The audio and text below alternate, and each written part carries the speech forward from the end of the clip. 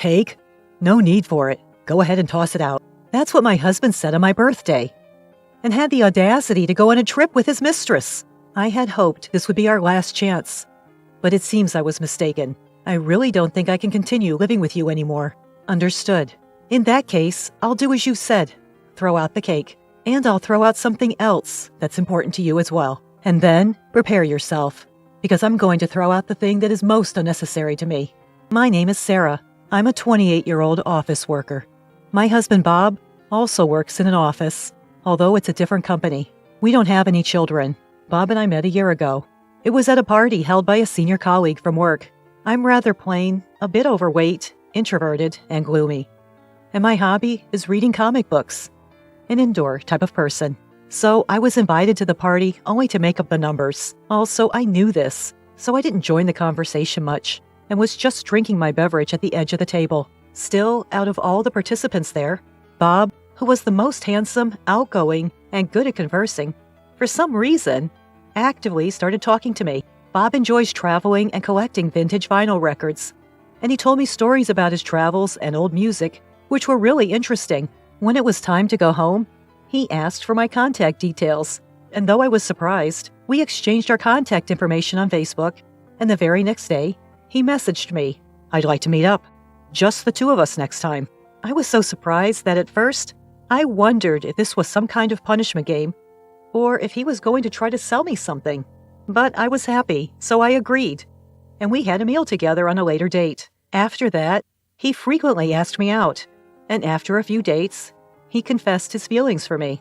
I had never had a boyfriend in my life before, so I was overjoyed at my first ever confession and accepted it. And then, about 3 months after we started dating, he proposed, and we got married. I thought it was like a dream that someone as ordinary and boring as me could marry such a wonderful person, and I believed that a happy life was about to start. But as soon as we got married, Bob's attitude completely changed. When we were dating, he was very kind.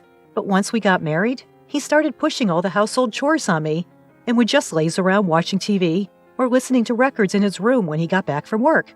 I don't know if it's because the volume of the records is loud, but when I call out, "Dinner's ready," he doesn't seem to hear me and often doesn't come right away, which irritates me. On his days off, he leaves me alone and goes out to play, saying he has plans with friends or colleagues from work. When I say, "Please help me with the household chores a little," he replies, "I'm working, you know." When I tell him I'm working too, "I'd appreciate it if you could at least help with the household chores on your days off," he says, "I'm busy even on my days off because I have to hang out with my friends, unlike you, who don't have many friends because you're so gloomy." Ain't that last remark just awful? Sure, I'm not exactly Miss Social Butterfly due to my personality. I get it, but to say such things to my face? That's just plain rude, ain't it? That was what I thought, but I didn't want to start a fight, so I kept it to myself. Gradually, Bob started nitpicking about the way I cook and clean, and before long, he started hurling insults like, "You should be grateful that a great guy like me even bothered to marry a plain and overweight woman like you." I thought a real gentleman wouldn't say such things to his wife and would also help with housework. In fact, if he's got issues with the way I clean, I wish he'd at least clean his own room. The only thing he takes care of is his record collection.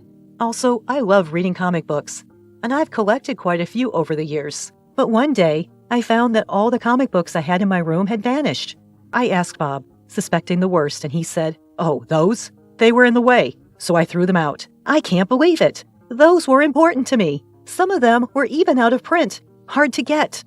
I protested, but he just said, "Well, your comic books were starting to overflow from your room into the living room. Besides, you should outgrow this childish hobby of reading comic books." How dare he criticize my hobbies? Not to mention, throwing away my stuff without even asking me? Unforgivable. If he's going to be this awful and verbally abusive, why did he even marry me? Probably Bob just wanted a free housekeeper, I guess. And when he met me at a party and saw that I was quiet and submissive, he must have thought I was an easy target. Realizing this, I've spent many nights crying in bed. It's manageable now. But if we were to have kids, I shudder to think what the future might hold. One day, a friend told me she saw Bob walking arm in arm with a woman who wasn't me in the hotel district. Just yesterday, he said he was going out to meet a friend. I was under the impression that this friend was a man. What does it mean he was meeting a woman? Could he be cheating? With these suspicions, I hired a private investigator. As expected, it turned out that Bob was cheating on me. The other woman was a junior colleague from his office, a woman named Susan.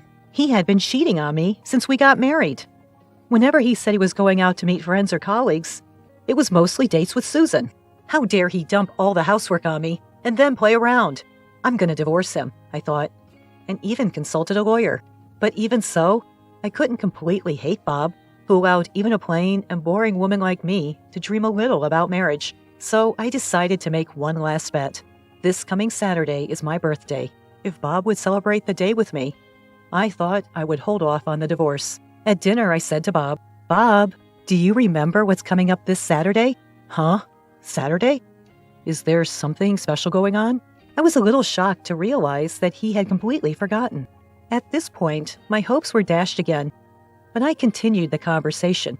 "It's my birthday." "Oh, yeah, now that you mention it. Well, it falls on a day off this year, so I was thinking of getting a cake and having it together." "Ah, you promise, right?" "Absolutely do not make any other plans, okay?" With a somewhat praying feeling, Sarah said this to Bob, who seemed reluctant. And then it was the Friday before her birthday. During dinner, Bob said, "I have a business trip tomorrow." "What? Tomorrow is my birthday, and we promised to eat cake together. I've already made a reservation." When I said that, he said, "Well, it's work. I can't help it. Show some understanding for your husband's work. Anyway, I'm going on a business trip tomorrow. It's for 2 days and 1 night, so I'll be back on Sunday evening. Please pack for me." "Well, what about the cake I reserved?" When I asked. "Just throw it away if you don't need it." He casually said, "What is that?" Despite it being my special birthday and going through the trouble of reserving a cake, he so nonchalantly said to throw it away. Is it really a business trip? Feeling suspicious, I checked his smartphone while Bob was in the shower. There, I found his exchanges with his mistress. "Shall we go somewhere on a trip this Saturday for 2 days and 1 night?" "Sounds good. I want to go camping. How about it?" "Then I'll make a reservation at a lodge." "Are you sure your wife hasn't found out? Are you okay?" "I'm okay. She's oblivious. Actually, this Saturday is Sarah's birthday. She said let's celebrate together, but it's a hassle. I don't want her to start demanding gifts and stuff, so I thought I'd go on a trip with you." "Wow, that's terrible. Your wife must be so sad." I almost cried from the shock, but somehow managed to hold back and took a screenshot of their conversation on my smartphone. I didn't particularly want gifts or anything. If you had simply agreed to eat cake with me, I would have still had a glimmer of belief that you might care about me a bit. Seeing the messages between you and your mistress shattered that last bit of hope. Enough. I'm done with it. Then, on my birthday, Bob so audaciously demanding at the front door, "Well, I'm heading out. While I'm on a business trip, clean my room for me." "Okay. By the way, I'm going to pick up the cake we reserved today. You still want me to throw away your share of the cake, right?" "You're nagging. I said it's fine." "Understood. I'll clean your room, and I'll throw away anything that I think you don't need anymore. That's okay with you, right?" "Yeah, it's fine. I'm heading out now." With that, Bob left for what he claimed to be a business trip, but was in reality a trip with his mistress. Remember when I asked, "Is it okay if I throw away anything I think you don't need?" And you said, "Yeah, it's fine"? I recorded our conversation on a voice recorder, so there's no taking it back now. Well, once inside Bob's room, I vacuumed and wiped the windows.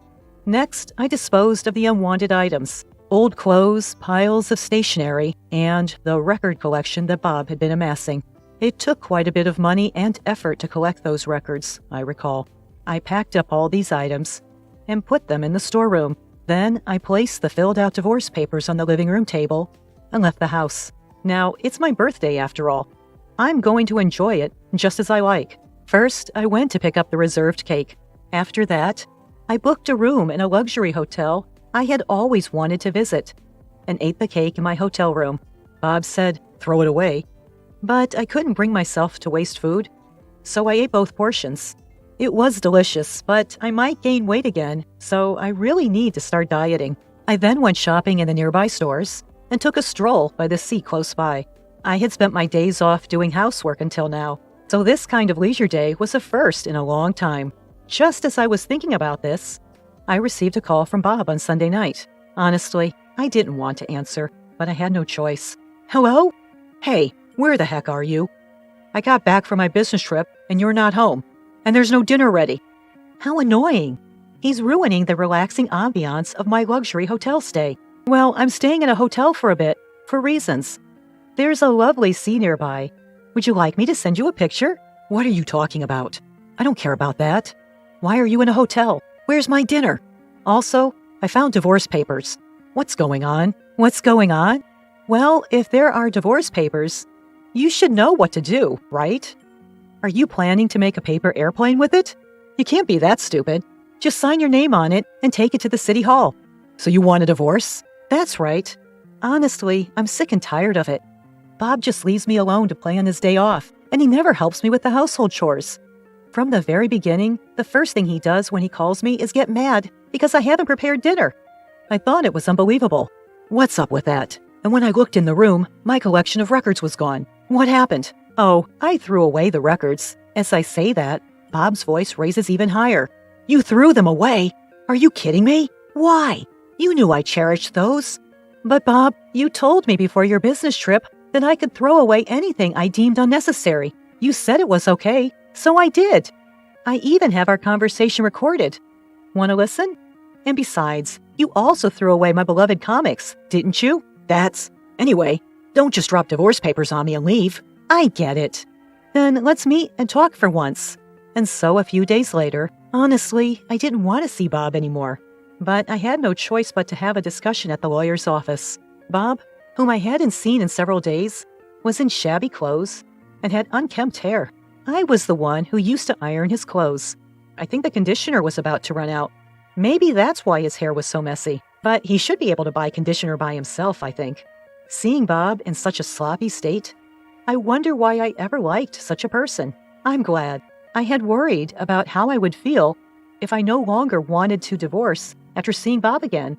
But it seems that was needless worry. And then the discussion began. I'll say this first.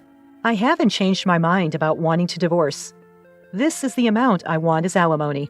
Seeing the amount I suggested, Bob screamed, $30 million? Sarah, that's way too much. Just because I didn't help with the housework?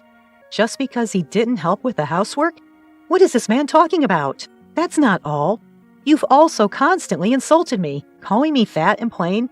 And worst of all, this. Saying that, I pulled out evidence of infidelity that I had researched at the detective agency. I also show him the screenshot of our smartphone conversation at that time. You've been cheating since we got married, even on my birthday. Lying about a business trip to go on a vacation with your mistress? Considering all this, $30 million is still not enough. So, Sarah, did you know about the affair? Looking at the photos, Bob turns pale. Yes. Did you think I didn't notice because I'm dense? Don't make fun of me. And you threw away my beloved comics, remember?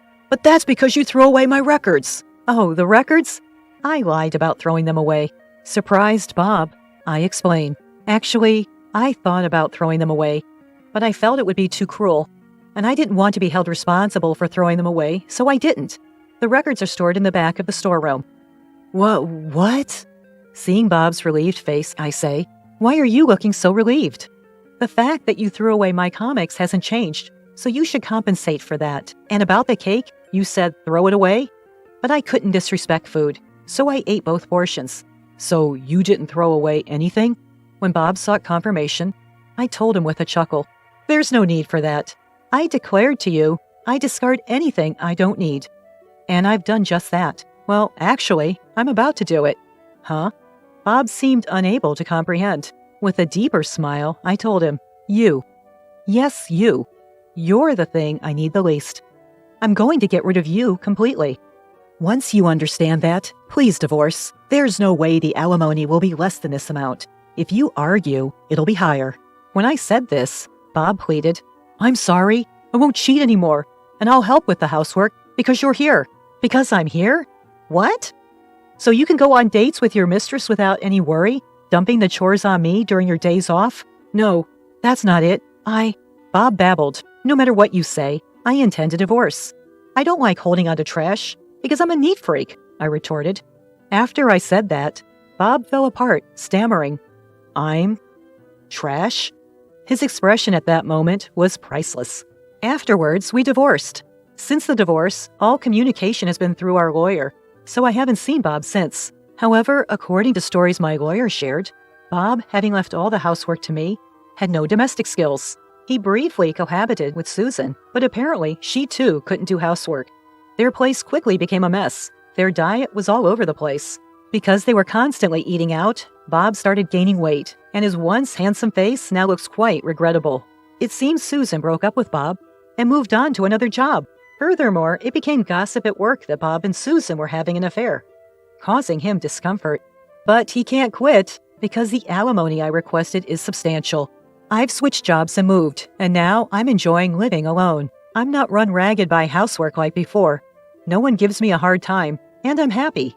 Plus, maybe because I'm not stressed anymore, my face is brighter, and I've been told I look a little thinner.